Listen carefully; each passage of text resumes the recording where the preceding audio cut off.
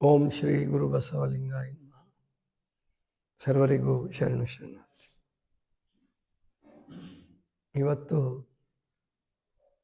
ಪತಂಜಲಿ ಸೂತ್ರದ ಜೊತೆಗೆ ಇನ್ನೊಂದು ವಿಶೇಷವಾದಂಥ ಒಬ್ಬರು ಪದ್ಯವನ್ನು ನೋಡೋಣ.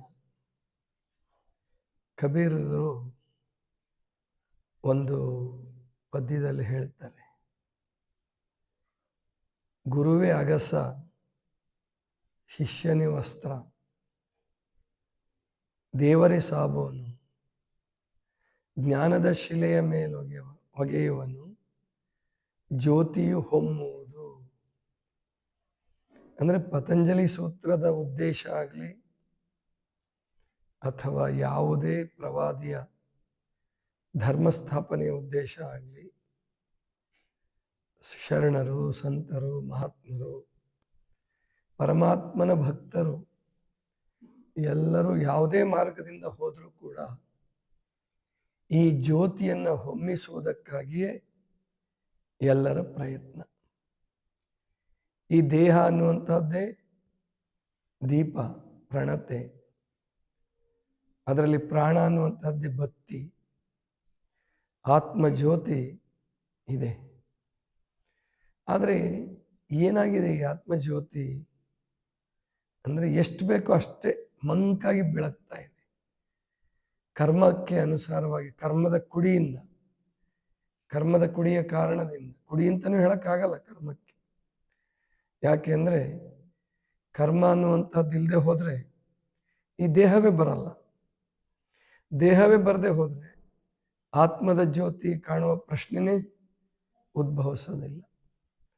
ಅದಕ್ಕೆ ದೇವತೆಗಳ ಜನ್ಮಕ್ಕಿಂತಲೂ ಮಾನವನ ಜನ್ಮ ಶ್ರೇಷ್ಠ ಅಂತ ಕವಿಗಳು, ದಾರ್ಶನಿಕರು ಹೇಳೋದು. ದೇವತೆಗಳು ಅಂದರೆ ಅವು, ಈಗ ಒಂದು ಮರ ಇದೆ, ಕೆನಡಾ ದೇಶದಲ್ಲಿ ಒಂದು ಮರ ಇದೆ. ಸುಮಾರು 10,000ಕ್ಕಿಂತ ಹೆಚ್ಚು ವರ್ಷಗಳಾಗಿದೆ ಆ ಮರಕ್ಕೆ.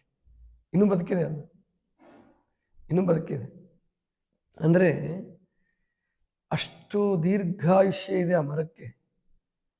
ಆದರೆ ಆ ಮರಕ್ಕೆ ತನ್ನ ಪ್ರಜ್ಞೆ ಇಲ್ಲ, ದೈವಿ ಪ್ರಜ್ಞೆಯೂ ಇಲ್ಲ, ಹುಟ್ಟು ಸಾವು ಅದಕ್ಕೆ ಗೊತ್ತಿಲ್ಲ, ಏನು ಗೊತ್ತಿಲ್ಲ. ಇದು ದೇವತಾ ಜನ್ಮ ಅಂತ ಕರೆಯೋದು. 10,000 ವರ್ಷಕ್ಕಿಂತ ಹೆಚ್ಚಾಗಿದೆ, ಬದುಕಿದೆ ಅದು. ಪ್ರಾಯಶಃ ರಾಮ, ಕೃಷ್ಣ, ಋಷಿಗಳು ಎಲ್ಲರನ್ನು ನೋಡಿದೆ ಅದು.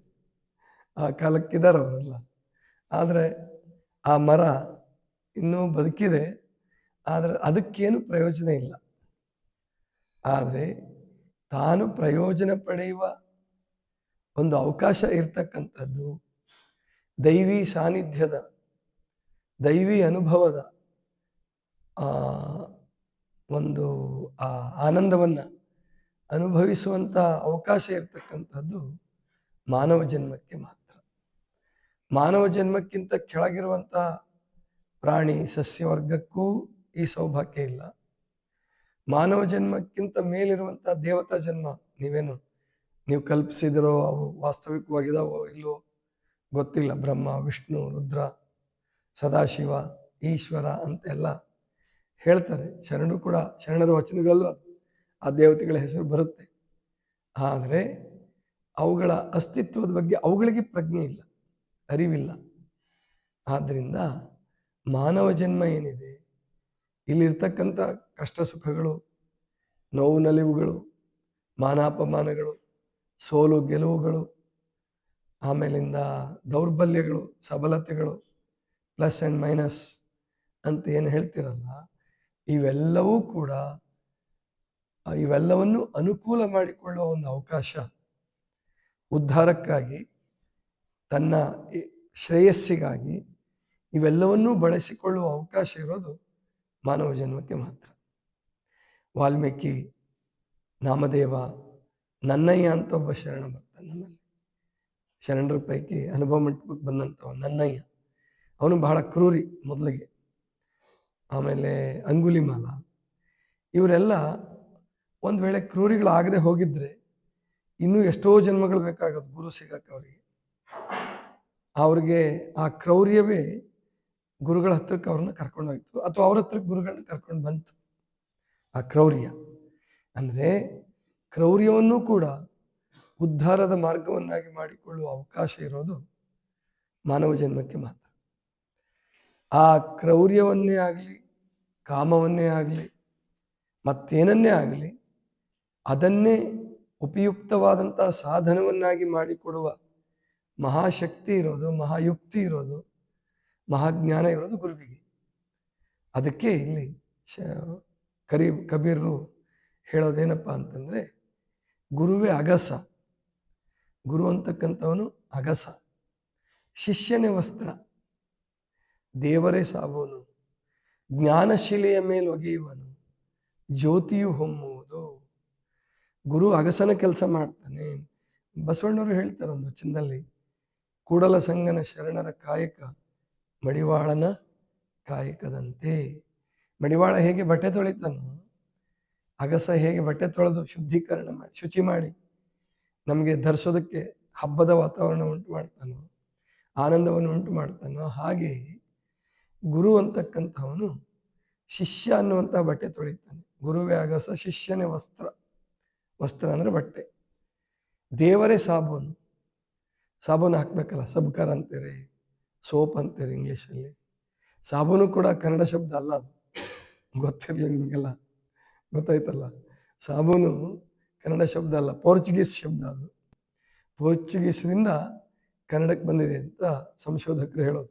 ಆಸ್ಪತ್ರೆ, ಸಾಬೂನು ಇವೆಲ್ಲ ಈಗಲ್ಲ, ಈ ಬ್ರಿಟಿಷರು ಬಂದಾಗ ಪೋರ್ಚುಗೀಸರು ಬಂದಾಗ ಆಗಲ್ಲ, ವಾಸ್ಕೋಡಿಗಾಮನ ಕಾಲಕ್ಕಲ್ಲ, ಸುಮಾರು 2000 ವರ್ಷಗಳ ಹಿಂದೆನೆ. ಆವಾಗಲೇ ಕನ್ನಡ ಮತ್ತು ಈ ಪೋರ್ಚುಗೀಸರಿಗೆ ವ್ಯಾಪಾರದ ಸಂಬಂಧ ಇತ್ತು, ಕರ್ನಾಟಕಕ್ಕೆ ಮತ್ತು ಪೋರ್ಚುಗೀಸರಿಗೆ ಅಂತೇಳಿ ಸಂಶೋಧಕರು ಕಂಡು ಹಿಡಿದಿದ್ದಾರೆ. ಈ ಕಾಗದ ಅನ್ನೋ ಶಬ್ದ ಕೂಡ ಪೋರ್ಚುಗೀಸ್ ಶಬ್ದ ಅಂತದ್ದು, ನಮ್ಮ ಕನ್ನಡ ಶಬ್ದ ಅಲ್ಲ, ಗೊತ್ತಾಯ್ತಲ್ಲ. ಅಂದರೆ ಈ ಏನು ಸಾಬೂನು ಅನ್ನುವಂಥದ್ದು ಇದೆಯಲ್ಲ, ಅದು ಕೊಳೆಯನ್ನು ತೆಗಿತಕ್ಕಂಥದ್ದು.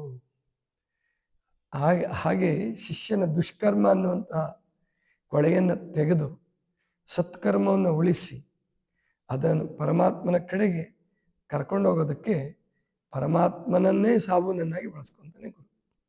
ಪರಮಾತ್ಮ ಅಂದ್ರೆ ಇಲ್ಲಿ ಅವರು ಹೋಲಿಕೆ ದೃಷ್ಟಿಯಿಂದ ಹೇಳಿದಾರೆ ಅಷ್ಟೇ. ಅವನಲ್ಲೇ ಇರ್ತಕ್ಕಂಥ ಆತ್ಮಶಕ್ತಿ ಅನ್ನುವಂಥದ್ದೇ ಸಾಬೂನು. ಪರಮಾತ್ಮ ಅನ್ನೋದು ಈ ನೀವೇನೋ ಮನೆ ದೇವರು, ಹಬ್ಬದ ದೇವರು ಅಥವಾ ಊರಿನ ದೇವರು ಅಂತ ಮಾಡ್ಕೊಂಡಿರ್ತೀರಲ್ಲ, ಆ ಪರಮಾತ್ಮ ಅಲ್ಲ.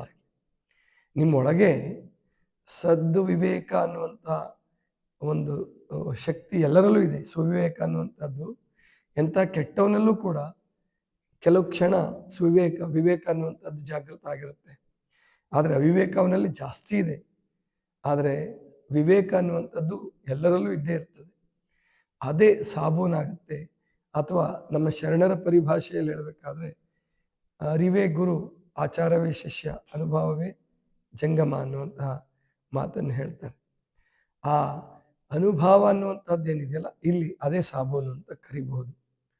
ಅದನ್ನು ದೇವರು ಅಂತ ಬಳಸಿದ್ದಾರೆ ಅನುವಾದಕರು. ಸ್ವಾಮಿ ಪುರುಷೋತ್ತಮಾನಂದರು ಇದನ್ನು ಹಿಂದಿಯಿಂದ ಕನ್ನಡಕ್ಕೆ ಪುರುಷೋತ್ತಮಾನಂದರು ಇದನ್ನು ಅನುವಾದ ಮಾಡಿದ್ದಾರೆ. ಅದರಲ್ಲಿ ಅವ್ರು ಹೇಳೋದು, ಗುರುವೇ ಅಗಸ, ಶಿಷ್ಯನೇ ವಸ್ತ್ರ, ದೇವರೇ ಸಾಬೂನು. ಅಂದರೆ ಕಬೀರರ ಶಬ್ದವು ಅಭಿಪ್ರಾಯವೂ ಕೂಡ ಅದೇ ಆಗಿದೆ. ಯಾಕಂದರೆ ಇಲ್ಲಿ ಪುರುಷೋತ್ತಮಾನಂದರು ತಮ್ಮ ಸ್ವಂತಿಕೆಗೆ ಅವಕಾಶ ಕೊಟ್ಟಿಲ್ಲ. ಸಂಪೂರ್ಣವಾಗಿ ಕಬೀರರ ಭಾವನೆಯನ್ನೇ ಕನ್ನಡಕ್ಕೆ ತರಬೇಕು ಅನ್ನುವ ಪ್ರಯತ್ನವನ್ನು ಅವ್ರು ಮಾಡಿದ್ದಾರೆ. ಹಾಗಾಗಿ ಕಬೀರರ ಅಭಿಪ್ರಾಯ ಕೂಡ ದೇವರೇ ಸಾಬೂನು ಅನ್ನುವಂಥದ್ದು. ಆದರೆ ಇಲ್ಲಿ ಅನುಭವವೇ ಸಾಬೂನು. ಶರಣರ ಪರಿಭಾಷೆಯಲ್ಲಿ ಹೇಳಬೇಕಂದ್ರೆ ಆ ಅನುಭವ ಅಂತಕ್ಕಂಥದ್ದು ಪ್ರತಿಯೊಬ್ಬರಲ್ಲೂ ಸ್ವಲ್ಪ ಮಟ್ಟಿಗೆ ಇರ್ತದೆ. ಆತ್ಮರೂಪದಲ್ಲಿ, ಆತ್ಮಜ್ಞಾನದ ರೂಪದಲ್ಲಿ ಇರ್ತದೆ. ಅದನ್ನು ವಿಸ್ತರಣೆ ಮಾಡ್ಕೊತ ನಮ್ಮ ದೌರ್ಬಲ್ಯಗಳು, ದುಷ್ಕರ್ಮಗಳು ಮತ್ತು ರೋಗಗಳು ಇವೆಲ್ಲವನ್ನು ಪರಿಹರಿಸ್ಕೊಂತ ಹೋಗೋದು. ಅದೇ ಸಾಬೂನಿನ ಕೆಲಸ ಮಾಡ್ತಕ್ಕಂಥದ್ದು. ದೇವರೇ ಸಾಬೂನು, ಜ್ಞಾನಶಿಲೆಯ ಮೇಲೆ ಒಗೆಯುವನು. ಜ್ಞಾನ ಅಂತ ಹೇಳ್ತಾರೆ ಹಿಂದಿಲಿ, ನಾವು ಕನ್ನಡದ ಜ್ಞಾನ ಅಂತೀವಲ್ಲ, ಜ್ಞಾನ ಅಂತಾರೆ ಅವರು. ಜ್ಞಾನಶಿಲೆಯ ಮೇಲೆ ಒಗೆಯುವನು. ಶಿಲೆ ಯಾವುದಪ್ಪ ಬಟ್ಟೆ ತೊಳೆಯೋದಕ್ಕೆ ಇಲ್ಲಿ ಅಂತಂದ್ರೆ ಜ್ಞಾನ. ಅದೇ ಸತ್ಸಂಗ. ಸತ್ಸಂಗದ ಪರಿಣಾಮವಾಗಿ ಉತ್ಪನ್ನವಾಗ್ತಕ್ಕಂಥ ಜ್ಞಾನ ಅಥವಾ ಕಠಿಣ ಸಾಧನೆಯಿಂದ ಗಳಿಸ್ಕೊಳ್ತಕ್ಕಂಥದ್ದು, ತಪಸ್ಸಿನಿಂದ ಗಳಿಸ್ಕೊಳ್ತಕ್ಕಂಥದ್ದು. ಇಲ್ಲಿ ಇವೆಲ್ಲ ಆಗಬೇಕಾದ್ರೆ ಮೊದಲು ನಾವು ಹುಟ್ಟುಗುಣಗಳ ಮೇಲೆ ನಮ್ಮ ನಿಯಂತ್ರಣವನ್ನು ಸಾಧಿಸಬೇಕು. ಈಗ ಸದ್ಯಕ್ಕೆ ನಾವೆಲ್ಲ ಹುಟ್ಟುಗುಣಗಳಿಗೆ ಅಧೀನವಾಗಿದ್ದೀವಿ. ಇನ್ಸ್ಟಿಂಕ್ಟ್ಸ್ ಅಂತ ಕರೀತಾರೆ ಇಂಗ್ಲೀಷಲ್ಲಿ. ಹಸಿವು, ತೃಷೆ, ನಿದ್ರೆ, ಕಾಮ, ಸಂಗ್ರಹ ಪ್ರವೃತ್ತಿ, ಜಗಳ ಆಡ್ತಕ್ಕಂಥದ್ದು, ಬಡದಾಡೋದು ಇದೆಯಲ್ಲ ಹುಟ್ಟುಗುಣಗಳಿವು. ನೀವು ಮಾಡ್ತೀರಿ ಅಂತ ಅಲ್ಲ, ಅವು ಅಭ್ಯಾಸ. ಏನೋ ಹುಟ್ಟುಗುಣ ಸುಟ್ಟರು ಹೋಗಲ್ಲ ಅಂತ ಹೇಳ್ತಾರಲ್ಲ, ಹಾಗೆ ಅವು ಅಷ್ಟು ಕಠಿಣ. ಅವುಗಳನ್ನು ಗೆಲ್ಲೋದು ಅಷ್ಟೇ ಸುಲಭ. ನಾವು ಸಾಧನಾ ಪಥದಲ್ಲಿದ್ದರೆ ಅಷ್ಟೇ ಸುಲಭ, ಸಾಧನಾ ಪಥದಿಂದ ವಿಮುಖರಾದರೆ ಅಷ್ಟೇ ಕಠಿಣ. ಆದ್ದರಿಂದ ಹುಟ್ಟುಗುಣಗಳನ್ನು ಗೆಲ್ಲುವ ಪ್ರಯತ್ನ ನಾವು ಮಾಡಬೇಕು. ಹಸಿವು ಅನ್ನುವಂಥದ್ದು ಅದು ಕೂಡ ಸಾಬೂನು ಕೆಲಸ ಮಾಡುತ್ತೆ, ಗೊತ್ತಾಯ್ತಲ್ಲ. ಹಸಿವು ಕೂಡ ಸಾಬೂನು ಕೆಲಸ ಮಾಡುತ್ತೆ. ಈಗ ಬೆಳಗ್ಗೆ ಹಸಿವಾಗುತ್ತೆ. ಈಗ ಭಾಳ ಜನ ಚಹಾ ಕುಡಿತಿರಲ್ಲ, ಆ ಚಹಾ ಕುಡಿಯೋದು ಹಸಿವಿಗೋಸ್ಕರ. ಕೆಲವರು ಚಟಕ್ಕೋಸ್ಕರ ಕುಡಿದ್ರೆ, ಕೆಲವರು ಹಸಿವಿಗೋಸ್ಕರ ಕುಡಿತೀರ. ಈ ಹಸಿವಿಗೆ ಚಹಾದ ಬದಲು ನೀರು ಕುಡಿದು ಕೂಡ ಹಸಿವು ನಿಂಗಿಸ್ಕೋಬೋದು. ಬೆಳಗ್ಗೆ ಹಸಿವಾಗುತ್ತಲ್ಲ, ಎಲ್ಲರಿಗೂ ಆಗುತ್ತೆ, ನನಗೂ ಆಗುತ್ತೆ, ನಿಮಗೂ ಆಗುತ್ತೆ. ನಾನು ಸ್ಪಿರಿಲ್ನ ತಗೊಳ್ತೀನಿ ಬೆಳಗ್ಗೆ ಹಸಿವನ್ನು ನಿಯಂತ್ರಣ ಮಾಡೋಕ್ಕೆ. ಒಂದು 4 ಸ್ಪಿರಿಲ್ನ ನುಂಗ್ಬಿಡ್ತೀನಿ, ಪಾದೋದಕದ ಜೊತೆಗೆ ಸ್ಪಿರಿಲ್ನ ನುಂಗ್ಬಿಡ್ತೀನಿ. 10:30ವರೆಗೂ ಅದು ಶಕ್ತಿ ಕೊಡುತ್ತೆ, ನೀರು ಮತ್ತು ಸ್ಪಿರುಲಿನ. ಅದಕ್ಕೆ ನಾನು ಚಹಾ ಕುಡಿಯಲ್ಲ, ಗೊತ್ತಾಯ್ತಲ್ಲ. ಅಂದ್ರೆ ನೀವು ಯಾಕೆ ಚಹಾ ಕುಡಿತೀರಾ ಅಂದರೆ, ನಿಮಗೂ ಚಹಾ ಕುಡಿಯೋದು ಬೇಕಾಗಿಲ್ಲ. ಯಾರಿಗೆ ಬೇಕಾಗಿದೆ? ಕೆಮ್ಮೋದು, ಆ್ಯಸಿಡಿಟಿ, ಕಫ, ಪಿತ್ತ, ಯಾರಿಗೂ ಮಾಡ್ಕೊಳ್ಳೋದು ಇಷ್ಟ ಇರಲ್ಲ, ಆದರೆ ತಡೆಯೋಕ್ಕಾಗಲ್ಲ. ಒಂದನೇದು ದೇಹದ ಹಸಿವು. ಬೆಳಿಗ್ಗೆ 6 ಗಂಟೆಯಿಂದ ಅಥವಾ ಬೇಗ ಎದ್ದಿದ್ರೆ 4 ಗಂಟೆಗೆ 5 ಗಂಟೆಗೆ ಎದ್ದಿದ್ರೆ 6 ಗಂಟೆಗೆಲ್ಲ ಹಸಿವು ಶುರುವಾಗ್ಬಿಡುತ್ತೆ. 8-8:30 ತನಕ ಹಸಿವು ಕಡಿಮೆ ಆಗ್ಬಿಡುತ್ತೆ ಆಮೇಲೆ ನನಗೆ. ಆದರೆ ಆ ಸಂದರ್ಭದಲ್ಲಿ ನಾವು ಆ ಹಸಿವನ್ನು ಪ್ರಾಣಾಯಾಮದ ಮೂಲಕ ಗೆಲ್ಬೋದು, ವ್ಯಾಯಾಮದ ಮೂಲಕ ಗೆಲ್ಬೋದು, ಯೋಗಾಸನಗಳ ಮೂಲಕ ಗೆಲ್ಬೋದು. ಆದರೆ ಬಹಳ ಜನ ಚಹಾನೋ ಅಥವಾ ಜೇನುತುಪ್ಪ ನೀರು ನಿಂಬೆಹಣ್ಣು, ಆ ಬೆಳಗ್ಗೆ ಹೊತ್ತು ಜೇನುತುಪ್ಪ ನೀರು ನಿಂಬೆಹಣ್ಣು ತಗೊಳ್ಳೋದು ಒಳ್ಳೆಯದಲ್ಲ. ಅವಾಗೇನಿದ್ರು ಬಿಸಿನೀರು, ನೀರು ಜಾಸ್ತಿ ಆಗಬಾರ್ದು ಅಂತಿದ್ರೆ ಪ್ರಾಣಾಯಾಮ ಅಥವಾ ಆಸನಗಳು. ವ್ಯಾಯಾಮ ಮಾಡಿದರೂ ಹಸಿವು ಕಡಿಮೆ ಆಗಿಬಿಡುತ್ತೆ. ವಾಕಿಂಗ್ ಮಾಡಿದರೆ ಹಸಿವು ಕಡಿಮೆ ಆಗಿಬಿಡುತ್ತೆ. ಚೆನ್ನಾಗಿ ಉಸಿರಾಟ ಮಾಡ್ಕೊತ ವಾಕಿಂಗ್ ಮಾಡಿದರೂ ಕೂಡ ಹಸಿವು ಕಡಿಮೆ ಆಗುತ್ತೆ. ಹೀಗೆ ಇವನ್ನೇ ಸಾಬೂನನ್ನಾಗಿ ಬಳಸ್ಕೊಳ್ಳೋದು ನಾವು, ಗೊತ್ತಾಯ್ತಲ್ವಾ. ಅದೇ ಸ್ತ್ರೀಯರ ಮೇಲೆ ಅಥವಾ ಪುರುಷರ ಮೇಲೆ ಇರ್ತಕ್ಕಂಥ ಕಾಮಾಕರ್ಷಣೆಯನ್ನು, ಕಾಮದ ಆಸಕ್ತಿಯನ್ನು ಪರಮಾತ್ಮನ ಮೇಲೆ, ದೇಶದ ಮೇಲೆ ಅಥವಾ ಸೇವಾ ಮೇಲೆ, ಅಂದರೆ ಬಡವರು, ರೋಗಿಗಳು, ದೀನರು, ದಲಿತರು, ಇಂಥವ್ರ ಸೇವೆಯ ಮೂಲಕನೂ ಕೂಡ ಕಾಮವನ್ನು ಗೆಲ್ಲಬಹುದು. ಮತ್ತು ಮದರ್ ತೆರೇಸಾ ಅವರು ಗೆದ್ದಿದ್ದು ಅದರ ಮೇಲೆ. ಅವರು ಕೂಡ ಮದುವೆ ಮಾಡ್ಕೊಂಡಿರಲಿಲ್ಲ, ಚಿಕ್ಕ ವಯಸ್ಸಿಗೆ ಬರ್ತಾರೆ ಭಾರತಕ್ಕೆ. ಸುಮಾರು 17-18ನೇ ವಯಸ್ಸಿಗೆ ಬರ್ತಾರೆ ಭಾರತಕ್ಕೆ. ಕೊನೆಯ ತನಕ ಭಾರತದಲ್ಲೇ ಉಳಿತಾರೆ, ಭಾರತದಲ್ಲೇ ಅವ್ರ ದೇಹ ಮುಗಿಸ್ತಾರೆ, ಅವ್ರ ಜೀವನ ಮುಗಿಸ್ತಾರೆ. ಅವರು ಅದನ್ನೆಲ್ಲ ಗೆಲ್ಲಬೇಕಾದ್ರೆ ಯೇಸು ಕ್ರಿಸ್ತನ ಮೇಲೆ ಭಕ್ತಿ ಇತ್ತು ಅವರಿಗೆ. ಯೇಸು ಕ್ರಿಸ್ತನಿಗಾಗಿ ಏನು ಬೇಕಾದರೂ ಮಾಡ್ತಿದ್ರು. ಕುಷ್ಠರೋಗಿಗಳ ಗಾಯವನ್ನು ತಾವೇ ತೊಳಿತಿದ್ರು. ನಾವು ನಮ್ಮ ಬಾತ್ರೂಮ್ ಟಾಯ್ಲೆಟ್ ತೊಳ್ಕೊಳ್ಳೋಕ್ಕೆ ನಾವು ಹಿಂಜರಿತೀವಿ, ನಾಚಿಕೆ ಅನ್ನಿಸ್ತದೆ, ಇಷ್ಟಪಡಲ್ಲ. ಅಂಥದ್ರಲ್ಲಿ ಕುಷ್ಠರೋಗಿಗಳ ಗಾಯವನ್ನು ತೊಳಿತಿದ್ರು, ಅವ್ರನ್ನ ಸ್ವಚ್ಛ ಮಾಡ್ತಿದ್ರು, ಅವ್ರಿಗೆ ಊಟ ಮಾಡಿಸ್ತಿದ್ರು. ಅದರಿಂದನೇ ಅಷ್ಟೊಂದು ಜನ ಕ್ರಿಶ್ಚಿಯನ್ರಾದ್ರು ಕಲ್ಕತ್ತಾದಲ್ಲಿ. ಅಂಥ ರೋಗಿಗೆ ಯಾರು ಸೇವೆ ಮಾಡ್ತಾರೋ ಆ ಧರ್ಮವನ್ನು ಅವನು ಸ್ವೀಕರಿಸ್ತಾನೆ. ನಾವು ಬರೀ ಧರ್ಮ ಪ್ರಚಾರ ಮಾಡಬೇಕು ಅಥವಾ ನಮ್ಮ ಯೋಗ ಪದ್ಧತಿಯನ್ನು ಪ್ರಚಾರ ಮಾಡಬೇಕು, ನಮ್ಮ ಧ್ಯಾನ ಪದ್ಧತಿಯನ್ನು ಪ್ರಚಾರ ಮಾಡಬೇಕು, ಯಾರೂ ಬರಲ್ಲ. ಸುಮ್ಮನೆ ಎಲ್ಲ ಶಕ್ತಿ ಇದ್ದವರು ಸುಮ್ಮನೆ ಈ ಕಡೆ ಒಲವಿದ್ದವ್ರು ಸ್ವಲ್ಪ ದಿವಸ ಬಂದಂಗೆ ಮಾಡ್ಬೋದು. ಆದರೆ ನಿಜವಾಗಿ ಮನಸ್ಸು ಪರಿವರ್ತನೆ ಮಾಡಿ ಮತಾಂತರ ಮಾಡಬೇಕು ಅಂದರೆ ಅವರಿಗೆ ನಾವು ಸೇವೆ ಮಾಡಲೇಬೇಕು. ಗಾಂಧೀಜಿ ಕೂಡ ಆ ಕೆಲಸ ಮಾಡ್ತಿದ್ರು. ಒಬ್ಬ ಶಾಸ್ತ್ರಿ ಅಂತ ಇರ್ತಾನೆ ಅವ್ರ ಆಶ್ರಮದಲ್ಲಿ, ಅವನಿಗೆ ರೋಗ ಇರ್ತದೆ, ತುಂಬ ಸಿಡುಕ, ವಿಪರೀತ ಸಿಡುಕ. ಅವನು ಗಾಂಧೀಜಿಗೆ ಬೈತಿರ್ತಾನೆ, ಆದರೂ ಬೇಜಾರು ಮಾಡ್ಕೊಳ್ಳಲ್ಲ. ಅವ್ನು ಗಾಯ ತೊಳಿತಿರ್ತಾರೆ, ಅವರು ಗಾಯ ತೊಳೆಯೋದು, ಔಷಧಿ ಹಚ್ಚೋದು, ಇವೆಲ್ಲ ಮಾಡ್ತಿರ್ತಾರೆ. ಅಂದರೆ ಮಹಾತ್ಮರಾಗಬೇಕಾದ್ರೆ ಸುಮ್ಮನೆ ಆಗಲ್ಲ. ಪರಮಾತ್ಮನ ಸಾಕ್ಷಾತ್ಕಾರ ಸುಮ್ಮನೆ ಆಗಲ್ಲ. ಸುಮ್ಮನೆ ಆಗೋದು ಯಾವುದು ಅಂದರೆ ಹೇಳೋದು ಕೇಳೋದು, ಶ್ರಾವಣ ಮಾಸ ಮಾಡೋದು, ಕಾರ್ತಿಕ್ ಮಾಸ ಮಾಡೋದು, ಇನ್ನೊಂದು ಇದೆಯಲ್ಲ ಯಾವುದು, ನವರಾತ್ರಿ, ಅದ್ರ ಪುರಾಣ ನಡೆಸೋದು, ಆ ಪುರಾಣ ಕೇಳೋದು, ಮುಗಿಸೋದು, ಇಷ್ಟೇ ಸುಲಭವಾಗಿ ಆಗೋದು ಅಂದರೆ. ಆದರೆ ಸಾಧನೆ ಮಾಡಬೇಕಾದ್ರೆ ನಾವು ಸೇವಾ ಕಾರ್ಯಕ್ಕೆ ಸಿದ್ಧರಾಗಿರಬೇಕು. ಸಾಬೂನಿನಿಂದ ನಮ್ಮ ಕೊಳೆಯನ್ನು ತೊಳ್ಕೊಳ್ಳೋದಕ್ಕೆ ಅಥವಾ ಗುರುವಿನ ಹತ್ರ ತೊಳಸ್ಕೊಳ್ಳೋದಕ್ಕೆ ಸಿದ್ಧವಾಗಿರಬೇಕು. ಜ್ಞಾನಶಿಲೆ ಮೇಲೆ ಒಗಸ್ಕೊಳ್ಳೋದಕ್ಕೆ, ಅಂದರೆ ಪೆಟ್ಟು ತಿನ್ನೋದಕ್ಕೂ ಸಿದ್ಧವಾಗಿರಬೇಕು. ಇದಿಷ್ಟು ಇವತ್ತಿನ ಚಿಂತನ. ಸರ್ವರಿಗೂ ಶರಣು ಶರಣು.